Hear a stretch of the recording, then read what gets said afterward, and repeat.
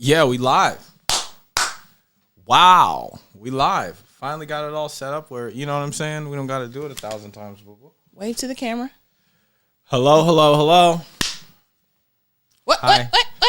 Hello, Turn it around. hello. Turn it around. No, we're not doing all that. Okay, never mind. What's up, what's up, what's up? How's everybody doing?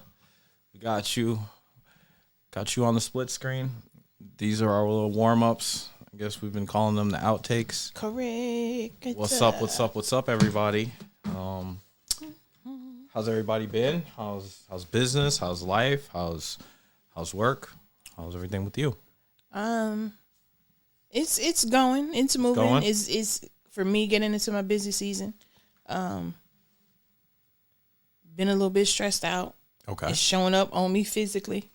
Just sometimes it just be too much. But other than that, I'm okay. Making some moves and stuff.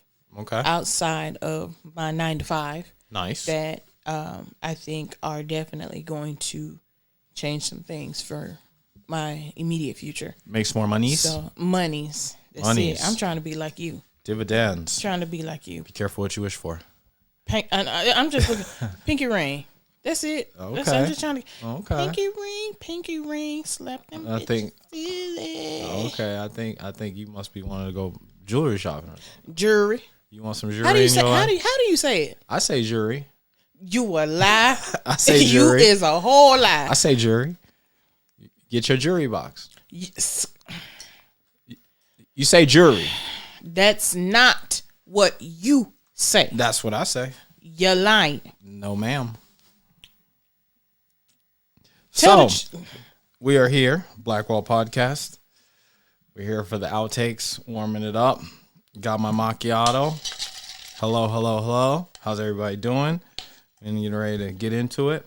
Is there any other things you want to shout out? I know you're working on your spice line. Mm-hmm. Shout out to Saucier. Saucier. Now, Interesting. we've had a couple in-depth conversations about this brand, this name. Won't go into too much detail, but the more I dove into what I just wanted to be a easy way or phonetic spelling Right. of a French term, Correct. An actual term. has turned out to mean so much more. It's turned out to be the whole hook, line, and sinker, come to find out. Correct. So it's It's the one beginning of the end of your whole business, actually. correct. So it's like, yeah. Yeah, you've gotten some great feedback. I was able to be a fly on the wall for some of this feedback. And it caught me off guard as a chef, to be honest with you, what I heard. So I'm definitely Positive stuff. All Yeah. positive stuff, but it's just stuff that as chefs we don't really put a premium to. So hearing it was just like, whoa, okay. That's what's up. So kudos to you, man. Thank you. Yeah. Yeah. So I guess it's my time to read lay title. Well, I definitely want to encourage the people to hop on over to our YouTube channel, Blackwall Podcast. Check us out on our socials, BLKWall_podcast. Want to thank everybody that's allowed us to be on their platforms, invited us over so we can cross-pollinate the brains and the minds of our people and the ecosystem in general. Shout out to all, this is Women's Month, so shout out to all the female entrepreneurs, CEOs, women who make it happen behind the scenes and at the forefront of the scenes.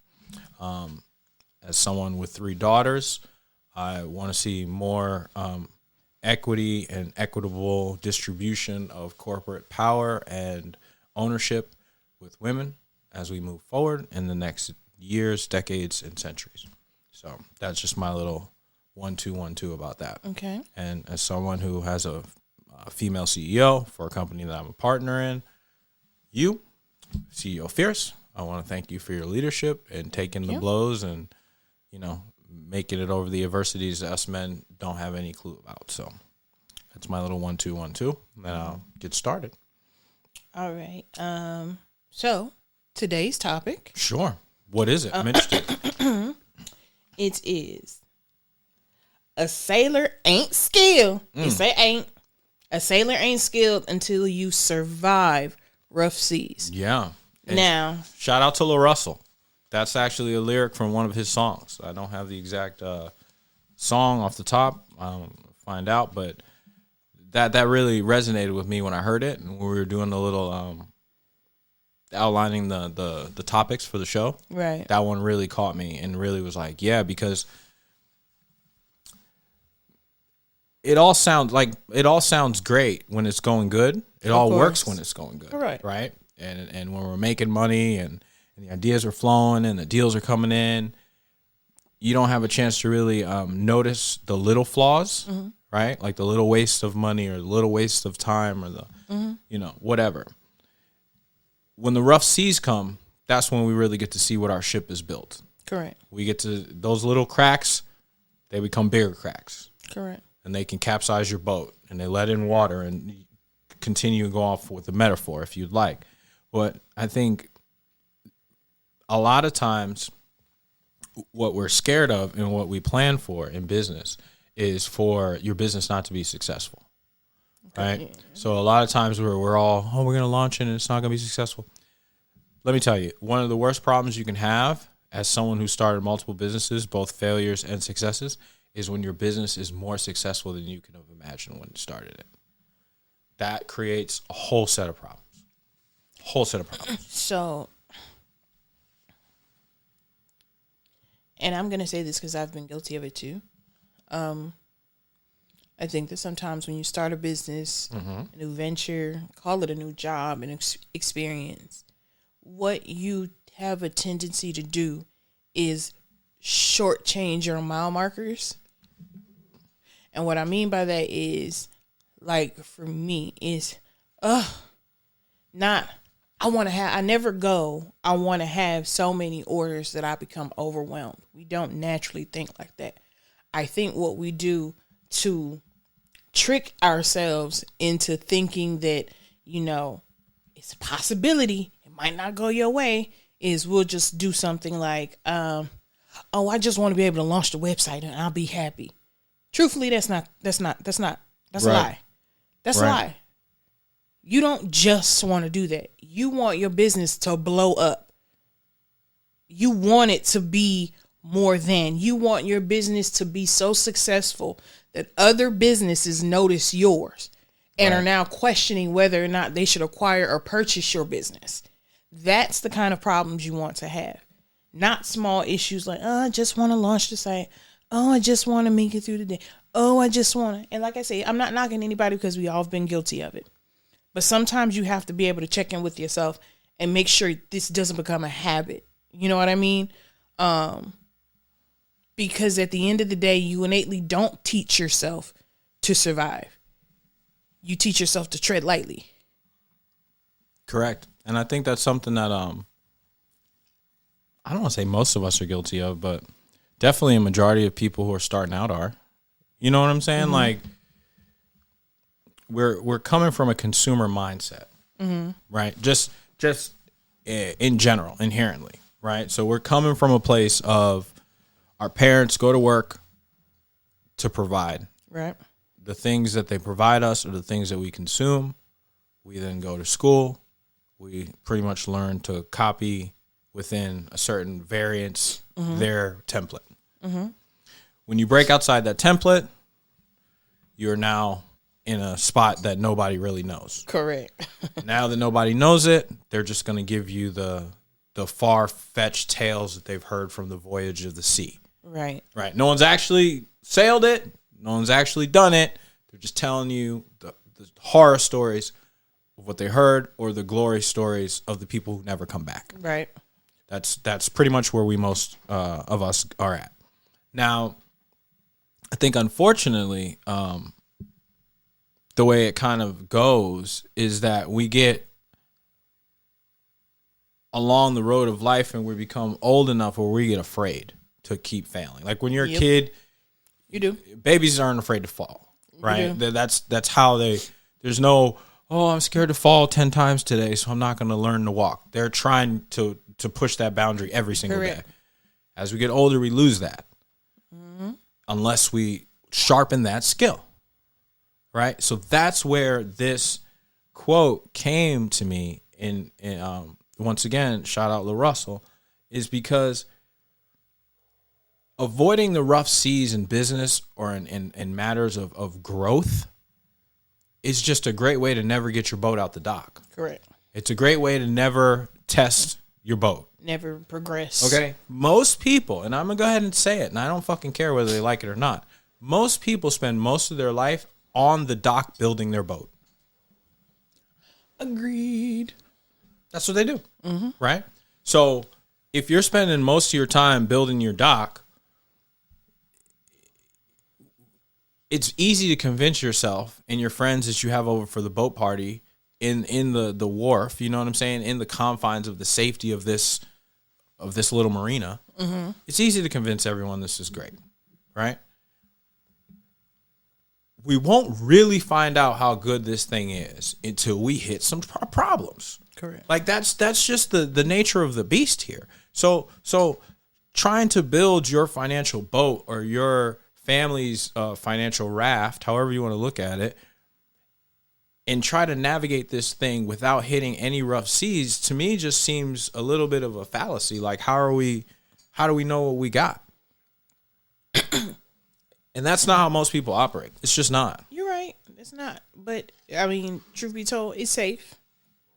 It's safe. It's not scary. There you go. I don't think I Don't say safe. Say it's not scary. It's not scary. Don't say safe. It's not safe at all. It's just not scary. It's actually very fucking dangerous. I'm gonna give you some statistics. Now that we have the new setup, I can like do all this. So look, y'all don't know. So we've been doing this podcast for a year. And when I say we, I mean all the guests that have chimed in, all the people that have helped out. I mean, you know, it's been a group effort.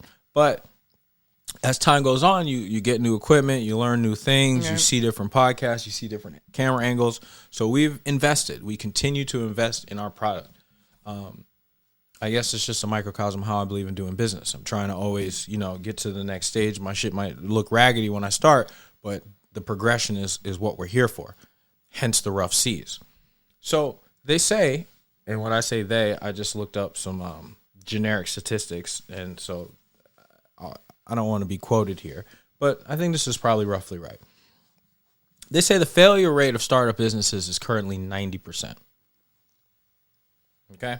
Okay. Then they say that 10% of new businesses survive their first year. Right? Okay. After that, they succeed 18% after the next year. Okay. 18% of the 10. 18% of that 10. Okay. Actually survive. Right? Okay. Now, most people are starting these businesses or obviously don't have funding. So that's why we're seeing these horrible numbers, right? So that counts the guy who started his little tire business, the lady who started her, you know, her rug business, thrift stores, all that stuff. They count in there. Fine. We all know that.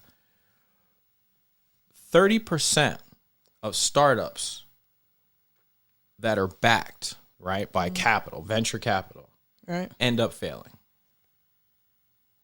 Around 75% of all fintech startups crash within 2 decades. Fintech is financial tech companies. These companies are started with tens and hundreds of millions of dollars. And even they won't last 20 years. And they're pumped up, right? Startups in technology industry have the highest failure rate in the United States. Think about that.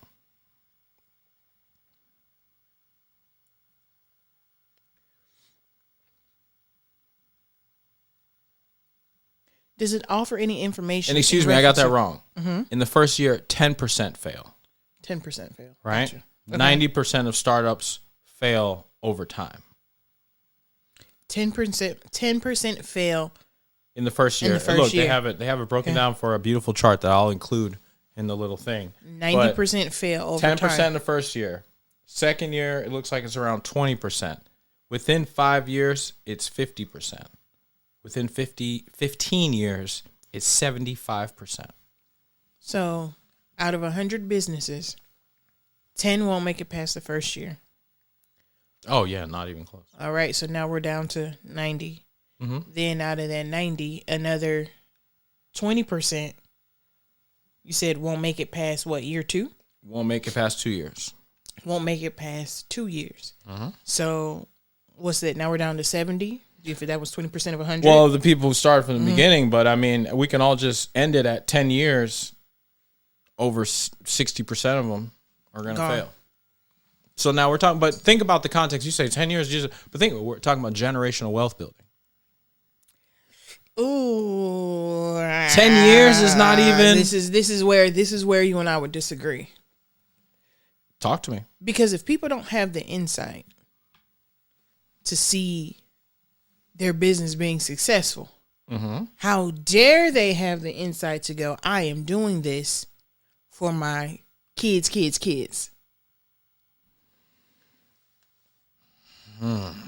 I can't say that. I honestly, most people's intentions aren't to do this for generational wealth. It's not. It's great if you think that way, but truthfully, it's not. So what do you think most people are thinking? A way for come up for themselves.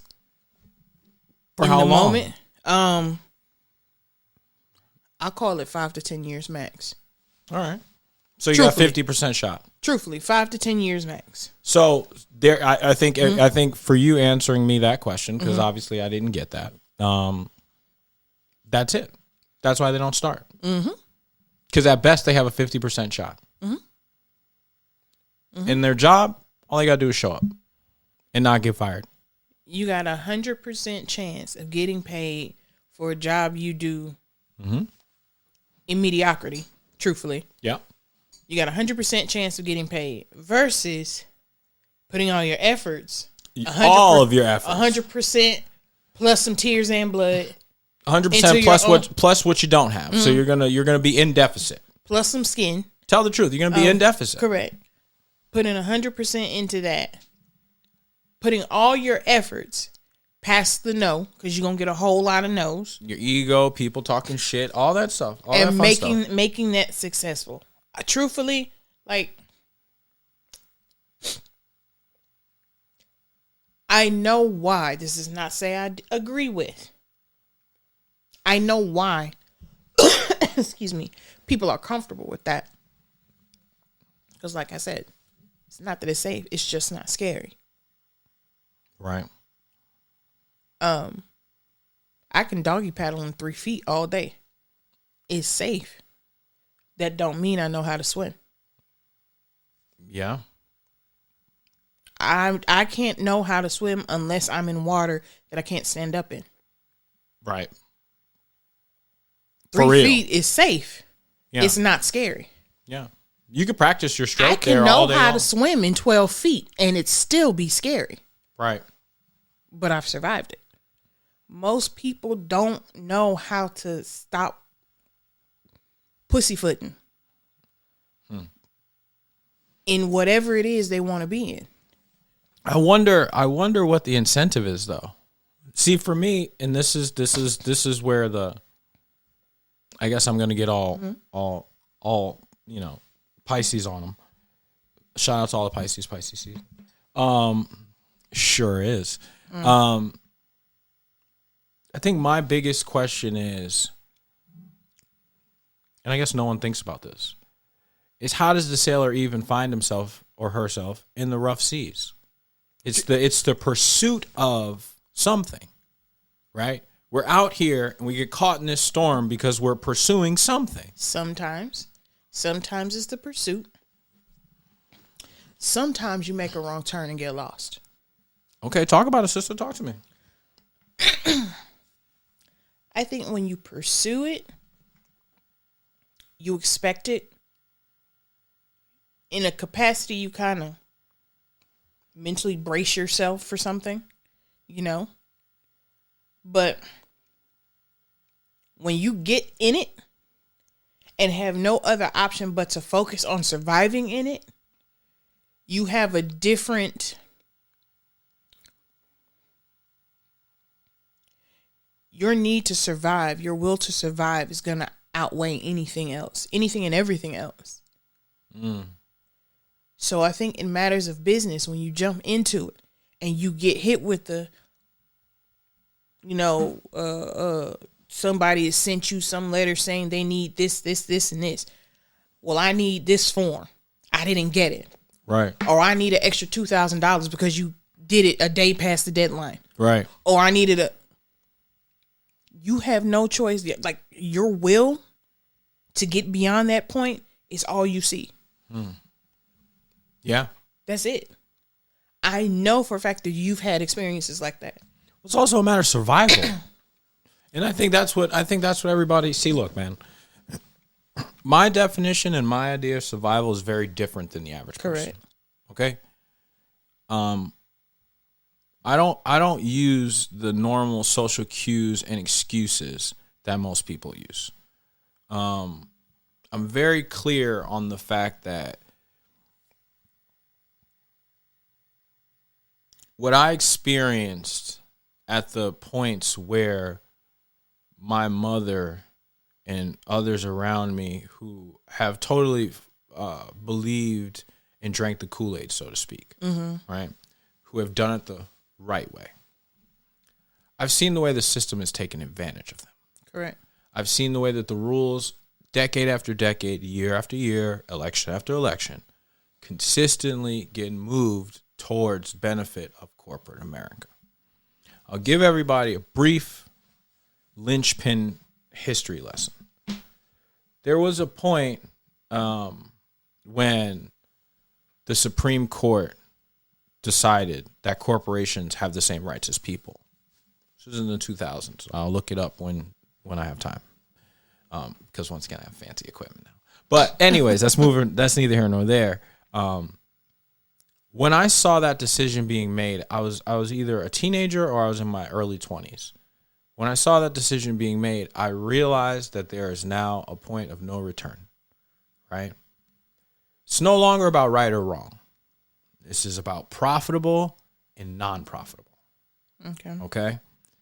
If what you're doing is making a profit, there is a different set of rules, right, all across the board, than if what you're doing is for a job, is for maintenance of life, right? These are two completely separate categories. They're not looked at the same. They're not treated the same. With that being said, I've always looked at a way that when I was done with my art, whether it be temporary or permanently, that I would have a way that made sense in the actual rules of the game, right? Because cooking does not make sense in the rules of the game.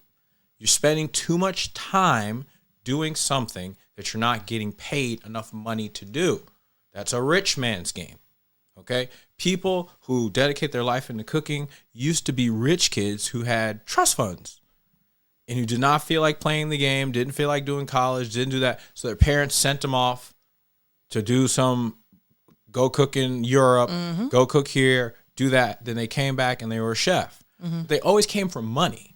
The idea of somebody poor choosing a career of cooking is a relatively new phenomenon. And I don't think we truly understand that. I can say this, in my experience, especially when you come from a non-Eurocentric background or culture. A lot of times, especially for Black women and men especially, kitchen has been, at one point in our lives, forced upon us because we weren't given positions of higher power or authority. Then it became a space where, for Black men, if you had any kind of a criminal record or anything, it was an easy way into the door of a job without having the hustle and bustle of background checks, this, and this, and this, going against you or working against you. For women,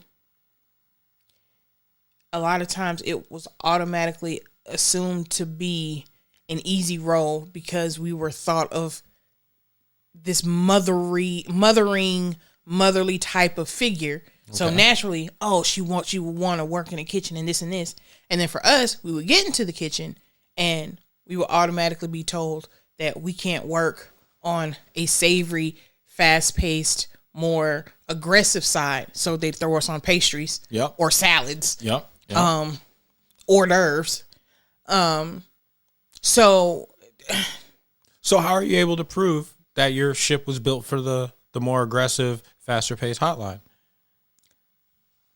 Somebody had to throw you into the rough seas, correct? Or you had to jump in. You had to jump in. You have to jump in. Because at some point, you might have to drown a little bit. At some point, people aren't going to give you what's yours. You're going to have to take it. Like correct. But part of taking it is going into territories and chartering into places that you've never seen before, that you don't know, that are going to be rough. Right? I mean, am I saying something wrong? No, and it's also I think it's a direct acknowledgement within yourself of zero ego. Yeah. Yeah. Zero ego. Most of us get to a certain age and we can't even fathom the idea of being a student under someone for whatever the reason. We can't. We always want to step into a space where we feel like we know what we're talking about. Yeah. Yeah. We can't keep working off of that. 2010, the Supreme Court ruled that corporations have the same full rights as people. That's not that long ago. That's what I'm trying to tell you. That was actually the start of my They professional said they've been having, the first time it career. came up was 1978. The Supreme Court was sharply divided over the idea of corporations having full rights of people. Right. This comes about because of campaign donations. Okay? That's crazy. That's not that long ago. So I want everyone to really think about this. That's a teenager ago. In our lifetime, we've seen the internet, social media, tax law change, and Supreme Court ruling on what businesses place legally in society is. So now, once again, if you choose to try to go against all that I just lined up for you, the Supreme Court, the United States government, IRS, tax law, and you think that you're going to do it the right way, that's where I have the problem. How did this get labeled the right way? When it's clearly laid out to us that going to work every day, being the good employee, being the good consumer, and making your social credit score and other credit scores, as well as just playing it safe, right? Or not dangerous, or whatever way you want to look at it. It's proven that it's not only is it not profitable, but it's being taken advantage of by the people who don't subscribe to it. Correct. So it's just a matter of just like, all right, it's not scary, so I'll be taken advantage of. That's where we're at with it? That's what we're doing? It is I think a literal example of knowing to not bite the hand that feeds you. That sounds like a domesticated animal. So that's exactly what it is. That sounds, a 9 to 5 is the perfect puppy. It is a perfect pet. That's exactly what it is. So how do you thrive in that structure, right? Because I don't want this to turn into you have a job, you're bad. Oh, you have a job, you're stupid. Oh, you have a job, quit tomorrow. No, that's not what it is. Right. My opinion. You can never thrive in places like that long term. I think that's the problem.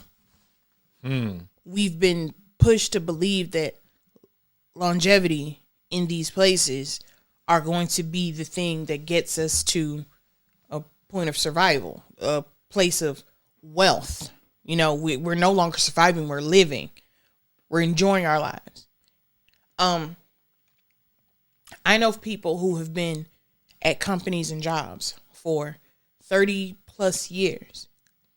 Some of my own family members have been with certain corporations for 30 plus years. Right. And the crazy part is, even with all of the monetary growth, even with the change in positions, even with the access to this, that, and the third, even with the notoriety and the accolades you get with the job, even with the training, even with the benefits, all of these things. Today, what you were satisfied with, call it 3 years ago, you can't survive with today. Yes. So at the end of the day, you've put in half your life into a place you still can't survive in. Half your life. But there's a built-in expectation in our society that will be taken care of. Because you get to a certain age and we're going to get Medicaid. And people took that beyond the realms of your community and your family and put that responsibility on your employer.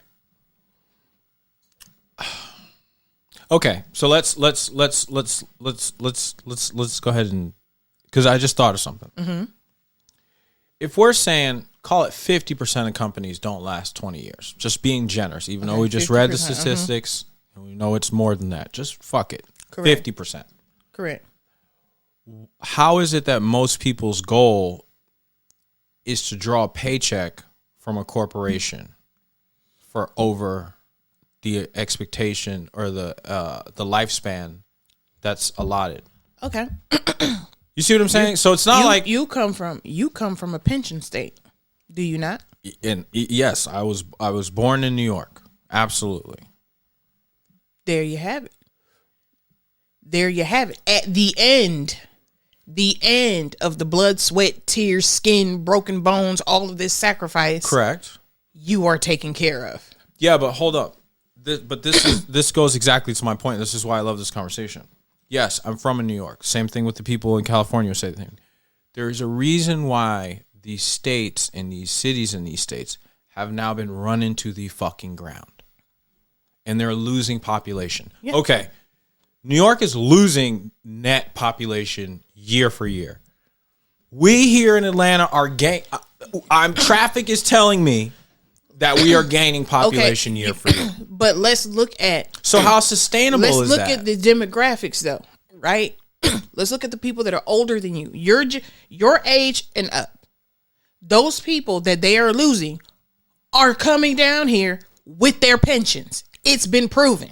And the young kids who can't afford, and the people kids in their 30s are moving down south to the Houstons, to the Austins. No, but they're not being fed No, but what I'm saying is that system of continuing to pay people their pensions and stuff, if you're losing new revenue in younger workers, how long is that? At some point, it's all not these gonna last. We know that. That's my point. Yeah, we know that. We know for a fact it's not gonna last. But it's been diminishing over years. You can see it. Go to New York now, right, and look at it and walk around and see how filthy it is. Compare that to the early 2000s, 20 years ago, right? Let's not do the whole politicizing it, but just actual physical appearance. The city has gone back to shit to the 80s to where I was, right? If new people are not moving to New York to feed into that system, how is it going to get cleaned up? It's not. Correct. It will never get cleaned up. Okay? It'll get broken. Same thing with San Francisco, same thing with Los Angeles, same thing with Oakland, right? So I was just in Oakland less than 5 years ago at the In-N-Out. Okay? Line was wrapped around the block. It was an hour wait. It was cranking. They shut it down because of vandalism, thievery, people doing drugs in the bathroom. It's closed. That's 5 years. Okay? Retailers across the country are experiencing theft at all. Everything's locked up. Okay? So, once again, we're not having these things, the same level of problems here in the South because we have different level of enforcement of laws, right? Yeah, we do. Even though we're having a squatter problem in Atlanta, whoop-de-whoop, I'm telling you, I'm trying to evict somebody. It's taking months. Yes. Try that shit up north. It takes you years. Mm-hmm. Okay? So I'm once again trying to figure out, why are we so comfortable trusting an outside corporation that's going to have the same statistical opportunity that our new business idea is going to have? Why do we trust that to feed our family, not our own? Very simple. Who is reading these statistics? Who's feeding the people these statistics? They don't care. When you are in survival mode, you don't see anything other than an end goal. And the end goal may be their pension.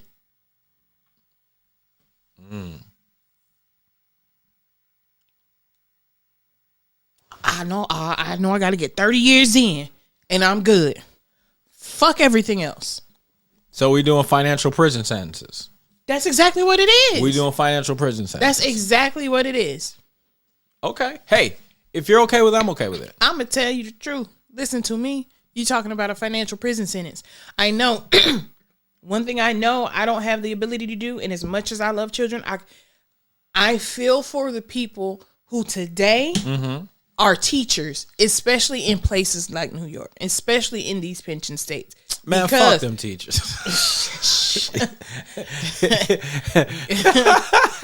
Woo, my hand. Boy, I'm about to slap you on behalf of my ancestors. Shit. And ain't.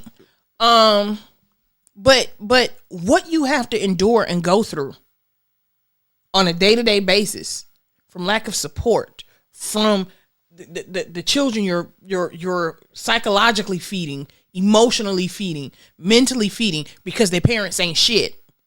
Yeah. Nor are they accountable. To deal with that for 30 years, to get to a point where you have to fight for what you deserve in your pension. Like, the shit is crazy. But yet again, it's this, that's my end goal. That's it. They don't see shit else. They even hook you when they say, hey, if you teach for so many years, we'll erase all your student loan debt. Which they found out is a lie. They hook you with certain things. Do they hook you, or are you looking for the easy way out? See, that's the problem I have. No. See, this is the issue I have. Because how are we going to sit here and say, oh, I got hooked? Let me explain something to you. Every dope dealer is going to make the dope sound like a good idea to take it. Exactly. Okay? Don't get mad at the dope dealer. Exactly why it's both. Exactly why you have to say you can't take all the responsibility, but you sure gonna take some of it. It made me think of something. When we were at Afrotech, shout out to Afrotech. I'm going to be in Houston this year. It's going to be a ball. Going to have so much fun. Going to let the diamonds glitter. Got to be extra. Yep, boy. Absolutely. And something that we both noticed when we were going to promote our company, 40 Acre Tech, software company, startup, black owned, black run. Shameless plug. But anyways, when we went, we noticed that in their job fair little area, or it wasn't little, it was huge. So they're in the job fair area. We noticed the willingness of young talent, right? Willingly, happily wanting to sell themselves to corporate America for the cheapest, most readily available price. We saw it. Yep. So they were shooting fish in a barrel. Yep. Okay. You got 10,000 people applying for this one job. All with resumes in their hand, all with their Sunday's best on, all waiting and hoping to just get a business card from somebody. Okay? What I say that to say is, if we're that okay with sending our kids down that road, Whoa. all those people were so young. The majority of those kids were so young. That doesn't mean. I believe at that point, that's a conscious decision they've made. So you can't say we're sending our kids down that road, because those weren't kids. I mean, they're young adults. They're in their 20s. A lot of them were in their 20s. And a lot of them have made looking for their first out of school job. A decision that they made. I'm sure. Yes. I'm sure. So I don't want to put the narrative of sending our kids down that road. I think our narrative of sending our kids down that road have been the idea of the guaranteed you're going to be successful being a doctor, being an engineer. I see. I think we pump college on our black kids and our brown kids like it's a flu shot for the wrong reason. I'm a person who I've been to an institute, like a 4-year college. No, I didn't finish, but I remember the conversations that came prior to going to this school. And it was always such a enthusiasm that came with, oh, well, what college do you think you're going to, and this and this and this, especially when you have a father that went to an HBCU. It's this idea of, and I can't take away from it. Yes, there's certain information that you will receive going to HBCUs, historically black colleges and universities. I agree with, but at the same time, that does not guarantee success simply because you got more knowledge on melanated statistics, a melanated network. Okay. I honestly, like, I like I say, for me, growing up, call it 2 years before I even graduated high school, the amount of conversations I had on which college are you going to? What are you trying to study? Right. It was no longer a thing of almost like that, what do you want to be when you grow up conversation? Right. It was college is the way. No one talked to me, and I'm not saying it doesn't happen, but no one talked to me about going to a trade school. That didn't exist for me. Right. And you know what else never exists? No one goes to the kid coming out of high school, not knowing. Hey, what plans you got to make money? Oh, no. Because it's that simple. You're coming from a what's your plans to make money? Educational institution into another educational institution that you got to pay for this time. But at what point do we start challenging our kids to make money? Do you understand where I'm getting here though? That's why I feel like it's walking them down the road, because it's like, at what point did the people start expecting you to make money? My opinion, I think, especially in the black community, I think that idea of making money has always been tied to a thing of morality when it necessarily didn't have to be. Talk about it. I just came off of the podcast with Robert St. Clair. Shout out. And your progression were always linked to a thing of morality when the two didn't necessarily have to intersect. One didn't have to touch the other. You know, me making hundreds of thousands of dollars, making, call it, decorative pillows, has nothing to do with morality. But the minute I cross this $100,000 profit margin and I tell my family, the first conversation is, oh, well, who you giving back to? Did you give that money to the church? What are you doing this? It's always been linked to some kind of moral compass for us. Right. And I think what that does is it puts this guilt in us that we don't and address. It's a natural limitation, but that's my whole fucking point. And we end up, I think from there, we end up having this duality from where we go bust our butt, work hard, and live that cold switch life, or where we're in this position, in this job, in this cubicle, in this space, we are this person. But then we get out, clock out, come 4 o'clock on a Friday, and we get buck wild. But this is exactly what I'm saying.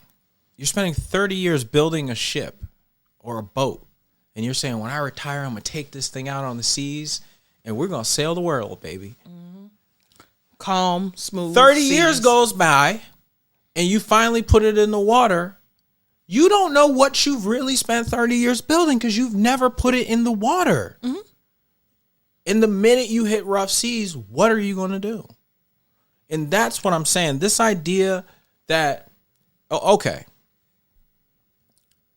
I think it's a mistake for us in our generation, and this is unfair to us because it's probably just a natural progression, mm-hmm. right?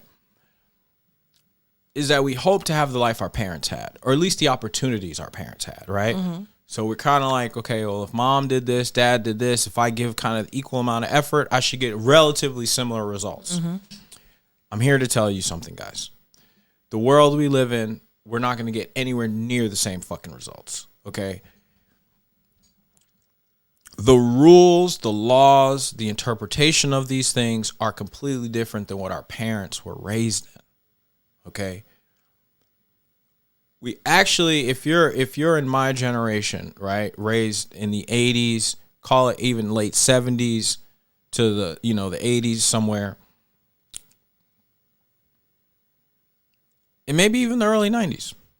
But moral of the story is that you're going to need to look to these younger kids and see how they are moving in the world and see how they're making money and how they're turning shit into commerce, into finance, and how they're maneuvering. We need to look backwards to see how to move forward. But the idea that we're going to look at people older than us as a template to what to do for us to get to their age and be prosperous and be comfortable is crazy. Correct. Because it doesn't exist. Correct. They put their 20 years of building their boat on the dock in an era that didn't have internet. Right? That didn't have financial crisis happen. That didn't have the pandemic happen. I'm listing things that are world, earth-shaping things. Mm-hmm. Right? So if you're building your plan looking at someone else's blueprint from a house that's 40 years ago, you're in trouble.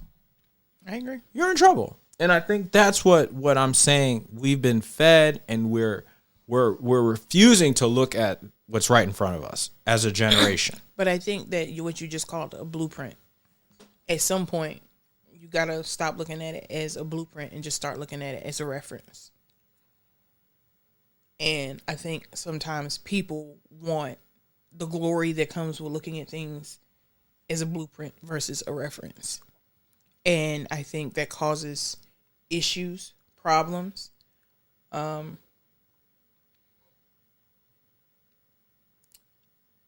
Overall, I want to go back to that idea of money and morality. Yeah.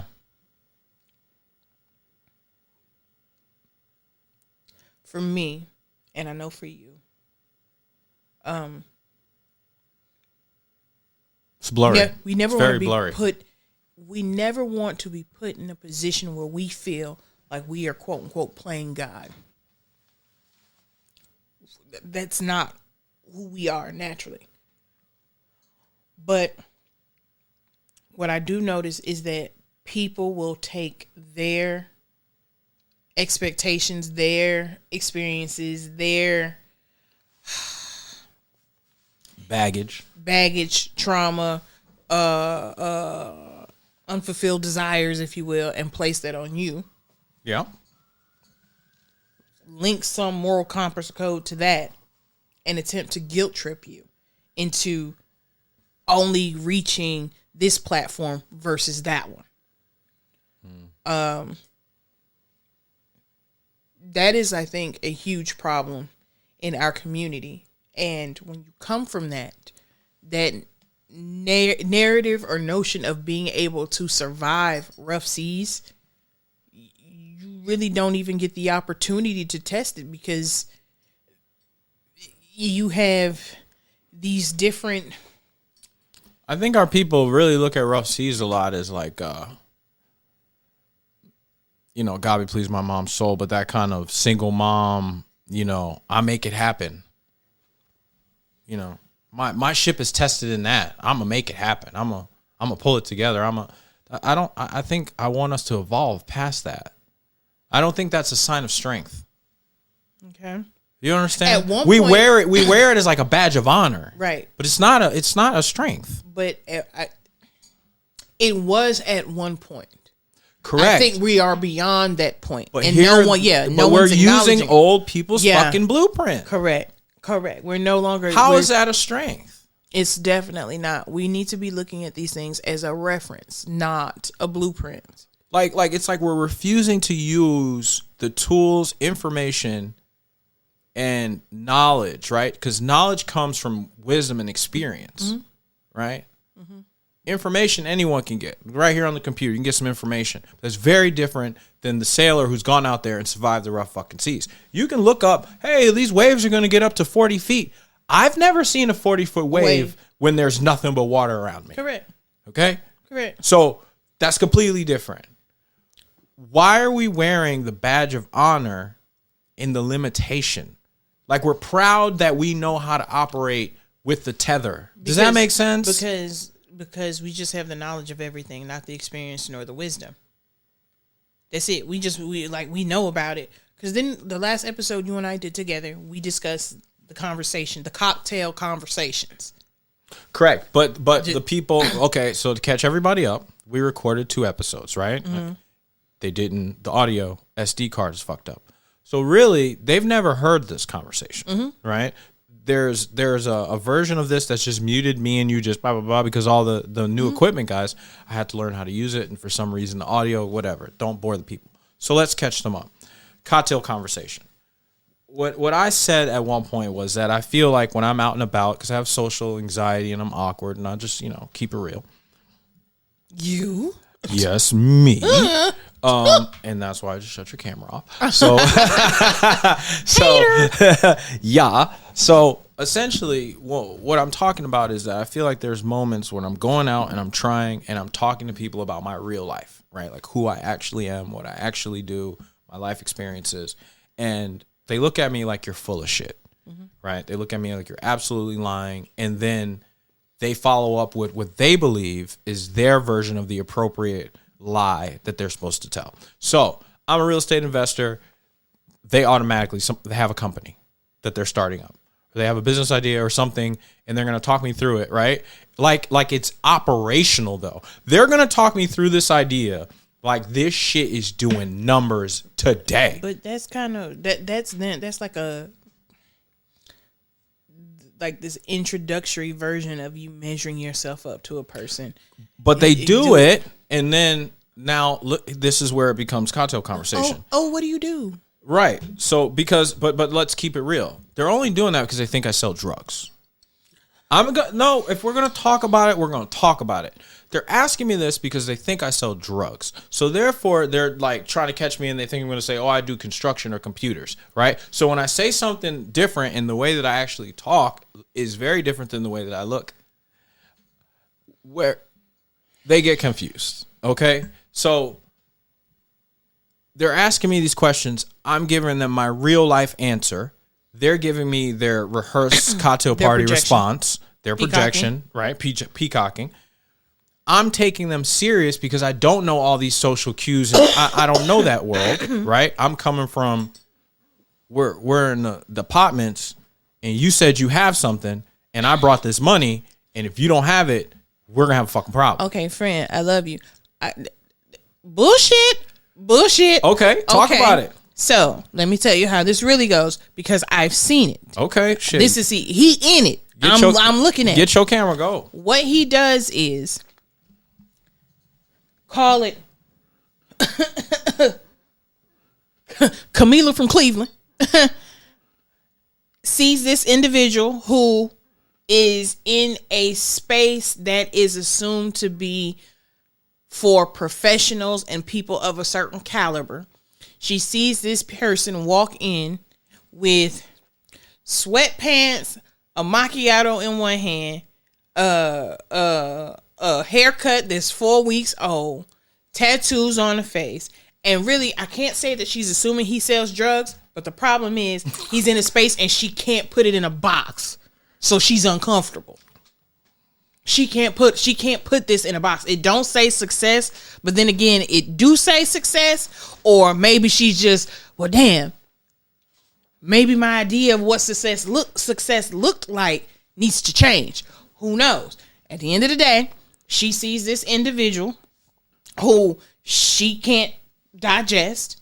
Her first thing is to question it. And her question is, oh, well, what do you do? And in my head, I'm going, well, we're in the office for real estate lawyers. And so I kind of, it's like, okay. But hey, she needed to find out.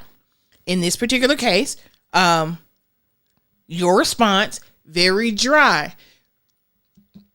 It's not that you aren't being authentic. The thing is that the way your mind works and given your awkwardness, you operate on a defense when people question what you do because you've had to, I don't want to necessarily say fight for so long, but you've done it, I mean, from the mud for so long.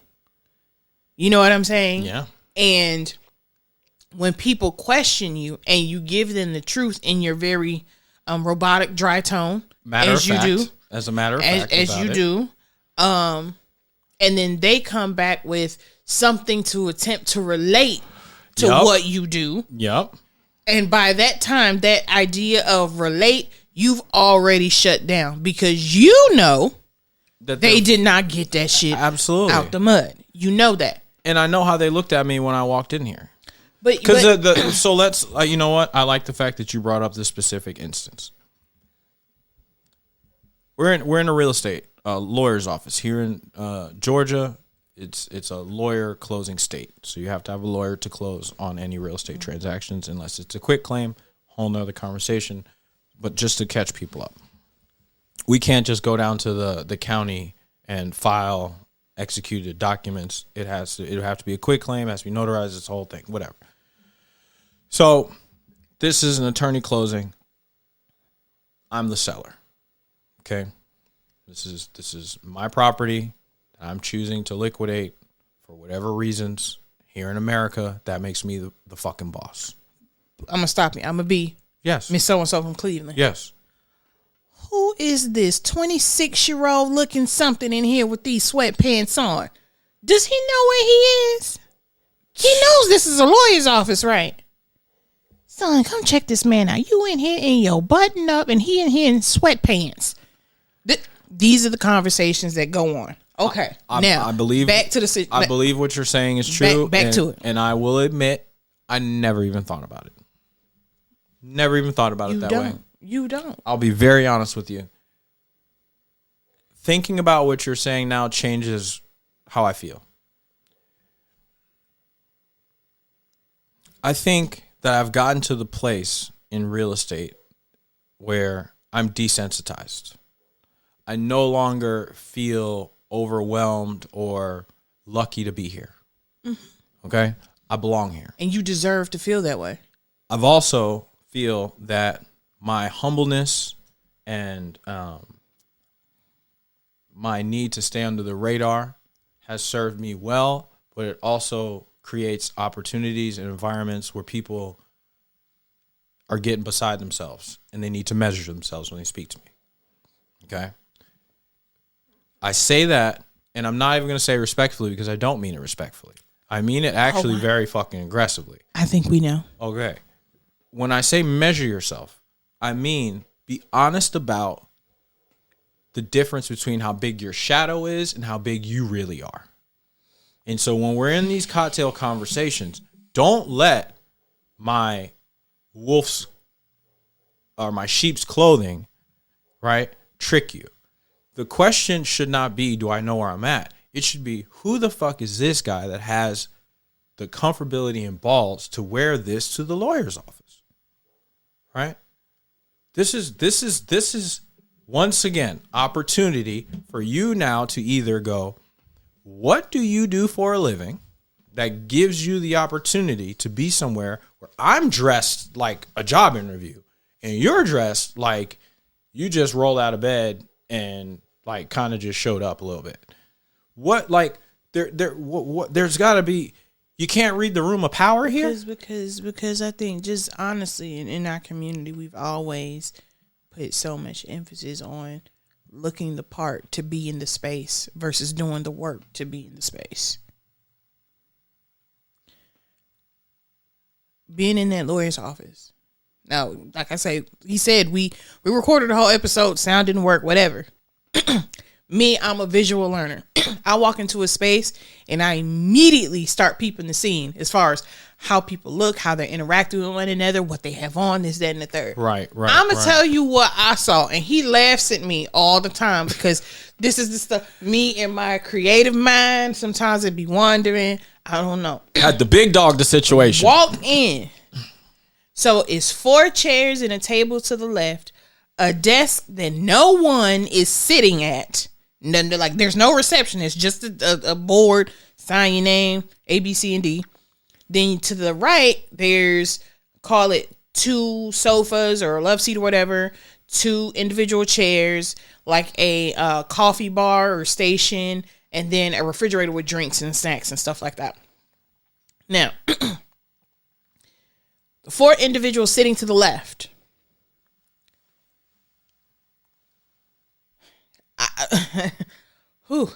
Okay. This is not a thing of, call it color or a racial thing. But if I could pinpoint what someone looked like from Sinaloa, that's what was going on. The cartel was in the building. It gave that vibe like it was nothing else. And when I say every single stereotype you could ever imagine, with everything you've probably seen on an episode of Netflix and this, that, and the third, that's what was in those seats. So much so that someone had on a bulletproof vest in a lawyer's office. A lawyer's office. I'm trying to give this guy in cape form, give him some bail. It wasn't a full plated bulletproof vest. It didn't have the plate in it, guys. It wasn't level 4. That's all I have to say. It was level what? I didn't have anything other than that to say. Oh, okay. Continue. Okay. Interjecting for no reason. Okay. Like I said, shout out to all the reform that's drug what dealers was going on trying to get the their left. life right. Then we look to the right. There's an older woman who, honestly, I didn't know if she was like she mentally didn't look like she was there, but she was there. She just kind of sat there, just looked a little uncomfortable. I guess she was there with her son. He on the phone, pacing back and forth. I don't know. And then it's me and friend over here in call it grocery store clothing, if you will. I was on a grocery run. I just painted the fence type clothing, And he gets up and walks to the refrigerator like he's been here before, like this is his fridge. Now that's naturally how he responds in those places. The lady don't know that, but I know that. But he gets up and gets it. Hold on. Okay. Before you start, he gets his, what's your little San Pellegrino? Yep. Blood orange. And a kind bar. And sits down and proceeds to drink and sip and chew and this. And he has this look of just complete, he's just almost like oblivious to anybody else. I was so happy. The space. I was so happy. In the space.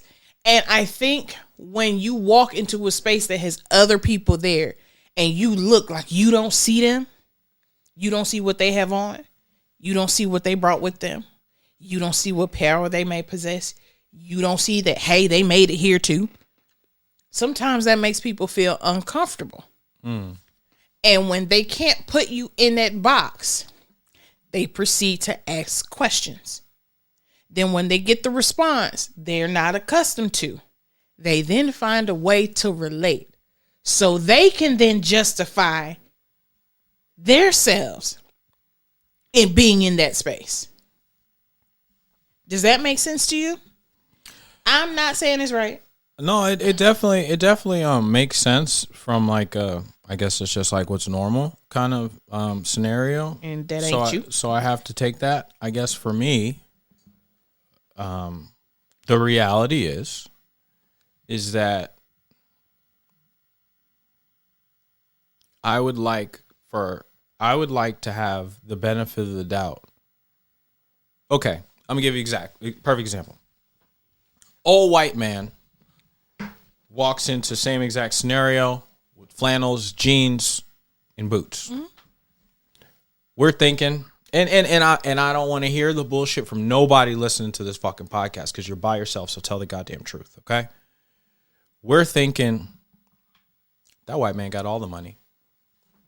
That white man got all the money, and he dressing like that, trying to throw us off, and da-da-da-da-da. And don't let the man got a bunch of keys and a big old wallet busting out his back pocket. Might not have no money in there, but he looks the part of rich old white granddaddy. Mm-hmm. And we gonna roll with it. Mm-hmm. We gonna roll with it till the fucking wheels fall off. That's exactly what they do. Okay? Once again, now we'll say, that's why he got all his money. He don't waste no money on no clothes, nothing. We gonna give the whole rich dad, poor dad cocktail conversation on why this old white man that we don't know nothing about ain't asking for a fucking financial document, how he got all the money because he's dressing like that. Me, I come in there dressed the same exact fucking way. Your and question. it's now a question on what I'm doing absolutely. Here. Absolutely. That's one of them. But then hold up. Mm-hmm. Let's now go to the next one. Right? Okay, we all agree on that. We go to our business lunch because this is part of that conversation that got deleted. We go out to the business lunch. I like diamonds. I don't give a fuck. I'm not ashamed of it. Okay? Have really nice diamonds. It is what it is. Pisces season is here. Hello. So we got one more time. So, with that being said, the people next to us were admiring my jewelry. Okay? So they were admiring it. And that's fine. The issue is the lady's comment of, she said, do you see his ring? And she goes, oh, I want to be rich, not look rich. Okay, let's add some context. So I was the person in between him and these two women having their conversation, doing whatever it is they do, enjoying their food. And so were we. Now, I heard the comment where person A in the farthest seat made a comment about his ring. Girl, do you see his ring? Look at it. And it's one of those slick, you kind of turn your back a little bit and like try to adjust in the seat to make it look like you're not looking, but you are really looking. And she saw the ring and turned around and said, I'd rather be rich than look rich. Now, truth be told, here's the thing. At the very end of, call it their little dinner or whatever, or their lunch, I, asked them a joking question about a photo I had on my phone, right? To break the ice. Now, the same way I did that, he believes that they should be comfortable enough to go, I see your ring. What exactly do you do? He wants people to be comfortable enough to ask him these things versus assuming. Or be comfortable enough to not say a motherfucking thing. Correct. You have some real choices here. But if you're going to be comfortable enough to say something like that, you have equal opportunity to be comfortable to learn something. That's all I'm saying. That's a choice. You made that choice. You're being a hater.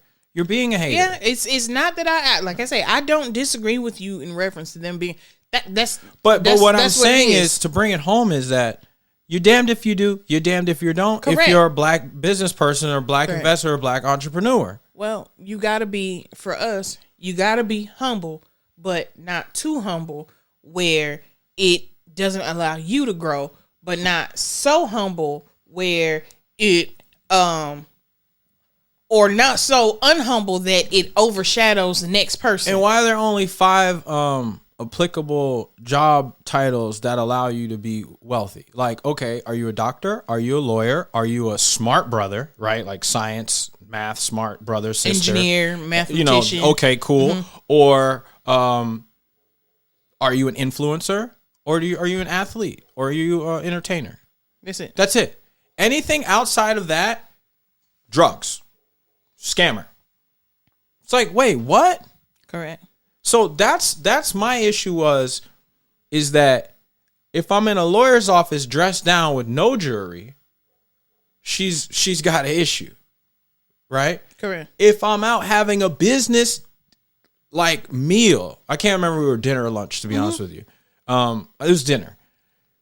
If we're out for a business dinner, like literally out for a business dinner, paid with the business Amex, right? So you can't get no much fucking more business than this. Like literally discussing our startup technology company, right?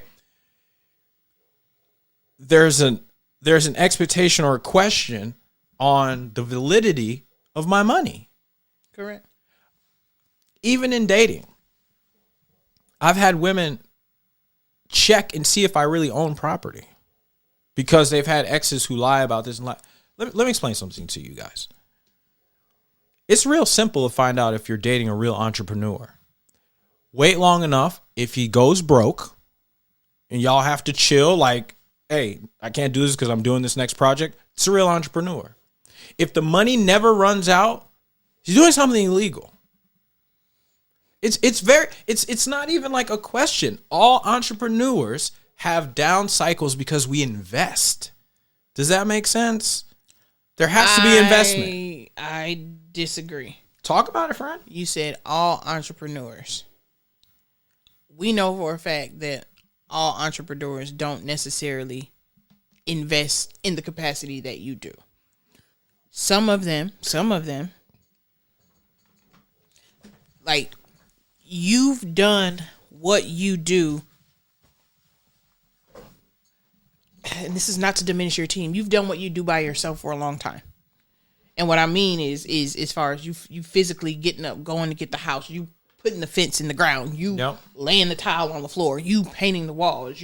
I've had good supporting cast over the years. You've had that, but like, I got to get in the ring myself. Correct. I think a lot of times people are, even when they are successful, sometimes we're so afraid to do it on our own that we want to bring the uncle or the aunt or the friend or this person. We want to bring in this ensemble cast to do for this business venture. And it doesn't necessarily give the true experience to the idea of that surviving in rough seas. Does that make sense? Yeah. You can say you've survived in rough seas because you've hit and understood every position that you've touched. You know, you've real estate investor, but on top of being a real estate investor, you've had to be the electrician. You've had to be the painter. Right. You've had to be the mechanic. You've had to be the I don't know. You lay grout, whatever it is you do in the house. Learned multiple skills. You've done all of these things. A lot of times that people are so afraid that I'm gonna put my money in, and they're comfortable being in that space of I'm gonna just put my money in. I think the amount of I learned the skill of using the tool of money. And I'm still working on it, right? Mm-hmm. So I'm getting better at it. I'm sharpening that skill. I'm actively. This is like not a passive thing. I'm learning still. Mm-hmm. But what I can say is that out of all the skills I've learned in this 10 years, the skill of using the tool of money has been the smallest one in this investment path. Right. I've learned carpentry. I've learned plumbing. I've learned tile work. I've learned managing construction crews. I've learned vetting construction crews. I've learned how to deal with real estate agents. I've learned how to deal with lawyers. I've learned when to have a lawyer, when not to have a lawyer, when to wait, when to be patient, when to push. All these skills, right? That if you lose the money, you're able to build it back because of those skills. Correct. Right? Correct. These are one-time skill-building exercises. Correct. I don't need to learn framing twice. Correct. I don't need to learn grout laying and tile laying twice. Correct. I need to practice more than once, but I need to learn it once. Mm-hmm. Then I need to practice. Mm-hmm. Then it's part of me. So I say all that to say is that my skills were developed because I put it out in the rough seas, right? Like that's how this worked. Like it was a direct result of me taking the boat out. Now, once again, I'm not saying your first voyage plan on going all the way across the ocean, right? I'm saying take it off the dock. I'm saying take your idea off the dock. That's all I'm saying. Go around the lake once, come back. Come back. Hey, we need to work on this. Back. Hey, I need a new engine. Hey, I got a leak here. But if you look at your business ideas and your ventures that way, I feel like it's a little bit more manageable, right? Yeah. I was talking to Robert St. Clair. Shout out to him. The episode is out already. Episode's about money, power, respect. And I was saying, not everyone's meant to be a business owner. I agree, right? I really don't think this is a thing for that. But I do think in our current climate and society, like I'm talking about moving forward, you can't be part of the old world. No one can afford to just have one job and I'm just going to work and keep my head down and make. You can't afford it. You can't. It's not even a fucking question. Inflation going at 4% a year, just call it for the next 5 years. You're not it. Whatever you think you're saving today, whatever your pension is, whatever your 401k is, it will not be enough to ride out 40 years, 30 years, 20 years of your life. Not going to happen because of inflation and because of the way debt is chopping away and because of the way that our entitlements are going to have to be cut in order to cover the trillions of dollars of debt. These things are not moving. It's just, it's a fact of fucking life. Okay? Right. So with that being said, I think everyone would be in a better spot if we went and we're honest about how much money we need as an extra little cushion. I agree. Right? Maybe you always need $5,000 a year because of tax time to pay your real estate taxes. If you're in the Midwest, we have to pay them in cash, right? Like because we own our houses in cash. Or if you've got your kids are in AAU football or basketball or whatever, and you know when it's time for uniforms and equipment, you're going to need another $5,000 every year. You need to have a hustle, a side business plan, whatever, a second shift that covers that. That's it. That's all. But the idea that, oh man, I don't want to get into all that. You know, I just want to, we don't have that luxury anymore. See, that's my issue. Is like we're talking about it from a perspective that we don't have the luxury of. That's our parents that could say that. Mm-hmm. Every single adult, as far as I'm concerned, that's black and brown, between the ages of 35 and 55, you better have yourself a side hustle figured out to cover your loose ends, to get you a little bit ahead, and to cover when corporate America turn their back on you. Because it's going to happen. We read the statistics. It's almost impossible for you to have one company that you work for the rest of your motherfucking life, pay you your shit. That statistically, it's the minority of people. And even those people are in jeopardy. Correct. Okay? So what I'm saying to you is, if you plan on living a life where you're not having that second job at 65 and your retirement doesn't include a 20-hour work week, I suggest you get on this shit right now. That's for real. It's not an option. I'm just giving you the math of where we're going. You know what I'm saying? Right. And so I think that it's our responsibility, it is my responsibility as the founder and owner of the Black Wall Media Network, where we concentrate on financial literacy, investment strategies for the black and brown investor. I do believe it's my responsibility to create environment and a channel and a discography and chronicles of how do you invest, right? Because at some point you're going to have to start, right? So that's the number one thing, start. That's how you invest, start. But once you start, how do you now continue?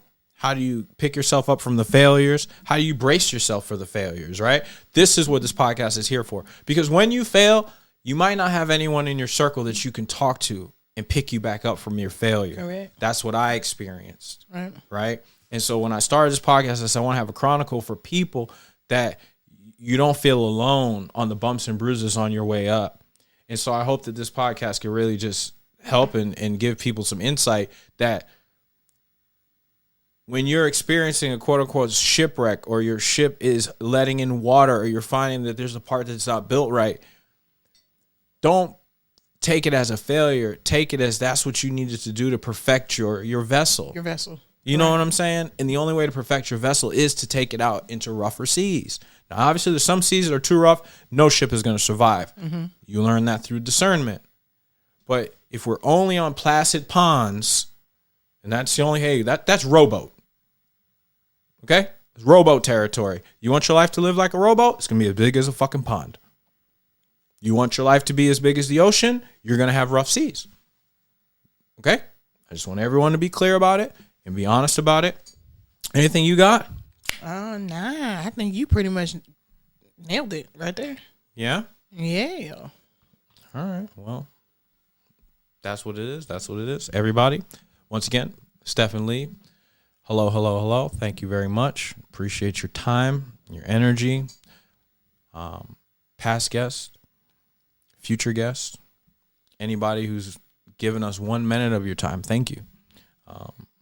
We hope that season 4, Living in Sports Mode, is bringing powerful content. We're looking to really be surgical and poignant on the things and the guests that we're collaborating with. And yeah, stay dangerous. Stay dangerous.